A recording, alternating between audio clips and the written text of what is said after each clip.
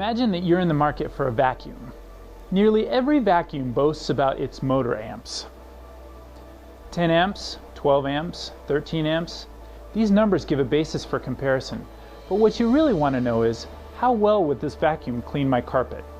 Granted, you probably do want to know the motor amperage, but you also want to know what % of the dirt the vacuum can remove from your carpet. There's a similar dynamic in measuring water. Water can create havoc in all kinds of products, from prepared foods to building materials.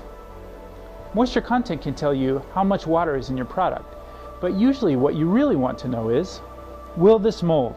Will it get stale on the shelf? When the customer bites into this, will it taste rancid? Will the active ingredient in this medication still work? Will the capsule get gummy or crack before the use-by date? Will my plastic helmet have unsightly streaks when it comes out of production? Sometimes people can't understand exactly what water activity is, but everybody can understand what water activity does.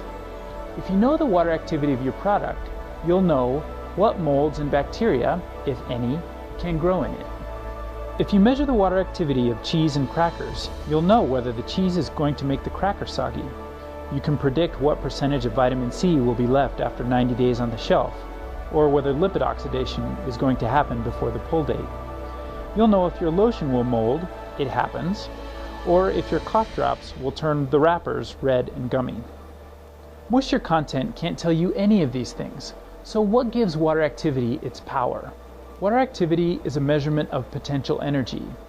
Gradients in water activity obey the laws of thermodynamics, creating forces that act on water to make it move.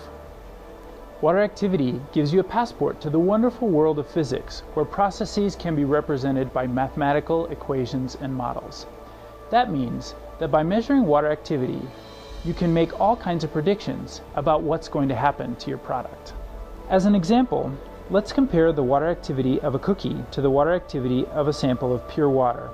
Water in this cookie sample is going to have a lower water activity, a lower capacity to do work, because some of the water has already expended energy to bond chemically with sugars and salts, and physically to the matrix of the cookie. At 0.55 water activity units, the water activity in this cookie will not support microbial growth. Microorganisms rely on water for growth. At lower water activities, cells just don't have the energy necessary to take up water, and they become dormant. Obviously, this is an important measurement to make. But how do you measure the energy of water molecules inside a solid sample? It's actually pretty simple in theory. By the laws of thermodynamics, all systems move towards equilibrium. So we just create a system by putting a sample inside a sealed space. Some proportion of the water molecules will have energy to escape the sample and bounce into the atmosphere. Over time, the atmosphere and the sample will come to an equilibrium relative humidity. Inside our AquaLab water activity meter, we simply measure the relative humidity, and that tells us the water activity of the sample. That covers the basics. Water activity is an important part of reactions that can damage food, including the growth of microorganisms. And it can be measured by sealing a sample in a chamber and measuring the relative humidity of the air above the sample. If you want to know more scientific details about water activity, you'll find them in our app note called Fundamentals of Water Activity. To request a copy or to access other information on water activity, please visit us at aqualab.com.